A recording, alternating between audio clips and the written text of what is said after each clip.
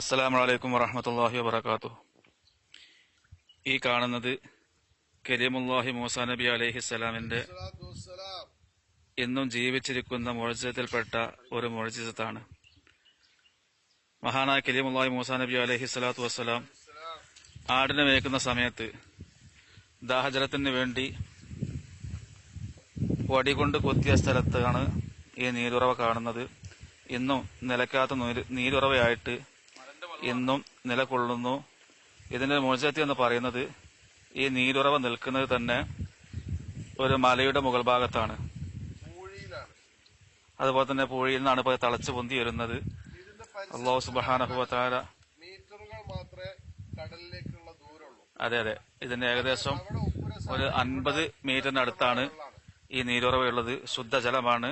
എന്നാൽ കടലിലുള്ളത് ഉപ്പുവെള്ളവുമാണ്. ഇതിലുള്ളത് ശുദ്ധമായ നീരുറവയാണ്. അല്ലാഹു സുബ്ഹാനഹു വ തആല മൂസാ നബി അലൈഹിസ്സലാത്തു വസ്സലാമിന്റെ ബറക്കത്ത് കൊണ്ട് അള്ളാഹു നമ്മെ ഇരുലോക വിജയികളിൽ ഉൾപ്പെടുത്തുമാറാവട്ടെ.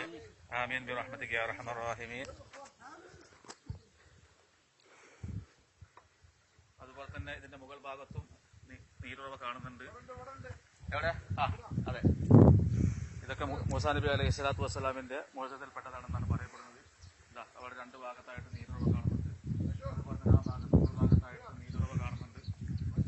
സുബ്ഹാനഹു വ തആല അവിടെയൊക്കെ മദദ് നമുക്കെന്ന് നൽകുമാറാവട്ടെ. ആമീൻ ബിറഹ്മതിക യാ അർഹമർ റഹീമീൻ.